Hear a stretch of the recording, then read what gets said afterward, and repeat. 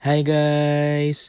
This is a day in my life here in Canada. Kaya tara, samahan niyo ako. Ngayong araw nga pala ay sasamahan ko si tita pumili ng susuotin niyang dress para sa party. Pero bago nga kami umalis ay nagluto muna ako ng aming uulamin ngayong umaga. Habang nag-uusap nga kaming dalawa ay nagkukwentuhan kami kung ano nga ba yung masarap na ulam. Naisip nga ni tita na mukhang masarap nga daw yung daing na bangus dahil nakakamiss nga daw yung pagkain o yung almusal na ganito sa Pilipinas. Yung tipong sa umaga ay magluluto ka lang ng tuyo, ng talong, saka kamatis ay pwedeng-pwede na. Siguradong mabubusog at masisiyahan ka sa almusal na ganito. Sa labas na nga din ako nagluto sa may garage dahil hindi nga pwede sa loob ng bahay. Dahil panigurado nga kapag niluto mo ito sa loob ng bahay ay aamoy. Ilang araw na nga rin ako nagpaparinig na sinasabi ko ay mukhang masarap yung Krispy Kreme na donut. Kaya nga nagulat ako ngayon dahil may dala na si Ninang. Inislice ko nga lang din sa mga maliliit ito dahil gusto kong matikman lahat ng flavor na binili niya. Kaya po thank you Ninang. Kapag tapos nga pala namin magmerienda ay nagpatulong lang siya na ilagay sa kahon itong mga Christmas tree para luminis na nga daw itong garage.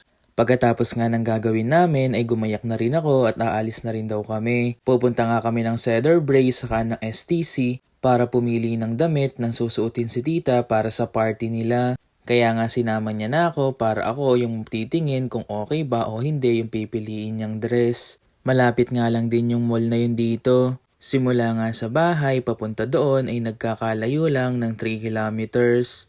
Kung magbabas ka nga, ito ay tatagal lang ng 30 minutes dahil magdadalawang salin ka pa sa bus. Pero kapag may sariling sasakyan ka ay mas maganda dahil mas mapapabilis yung biyahe mo. Wala nga din nga pili si titang damit dito sa Cedar Brae, kaya sa STC na daw kami pupunta sa sunod. Pero bago kami pumunta doon ay dumaan muna kami dito sa Canadian Tire dahil may binili lang din importanteng gamit si tita. May dala mga kaming nadaanan dito kaya pumunta na rin kami. Bumili na rin ako ng mga chocolate na ibibigay para sa mga solid supporter, sharer at saka mga watcher.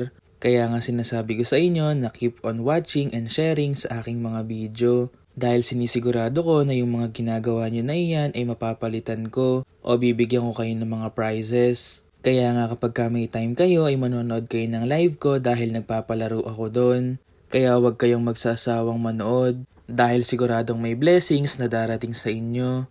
After nga ng pag-iikot-ikot namin ay may napili na rin si tita. Napakaganda nga ng napili niya ito dahil bagay na bagay sa kanya. May nagustuhan nga lang din akong vest dito at binili ko na nga dahil nakasale siya ng $25.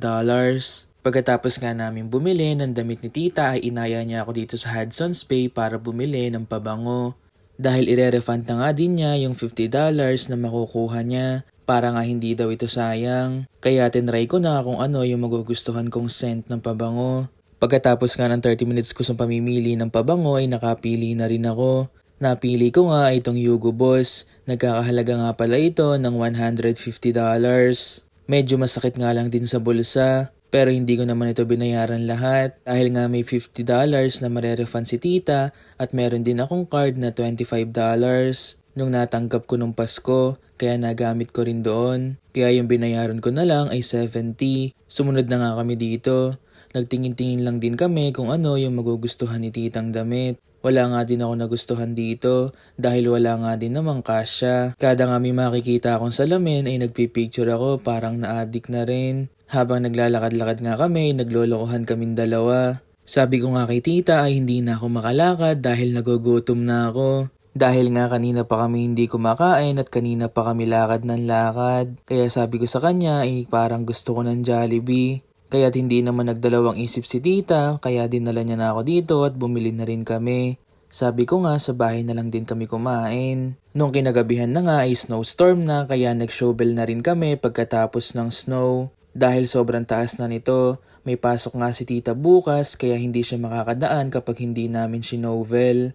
Kaya bago ako mag-shovel ay nagpunta muna ako sa labas para kuhanan yung snow. Balot na balot nga ako dito dahil sobrang lamig. Kitang-kita nyo nga na paglabas ko pa lang ng bahay ay kung gaano nakataas agad yung snow, 2 hours pa lang to. Dahil nga may snowstorm. Kinabukasan nga din ay nag-aya si Ninang na magsimba. Dito nga lang pala kami nagsimba sa may malapit sa amin sa St. Lawrence Martyr Church. 15 minutes drive lang ito mula sa amin. Kaya't hanggang dito na lang. Salamat sa panonood. Huwag niyong kakalimutan mag-like and share sa aking video at i-follow ang aking Facebook. Salamat. Bye-bye.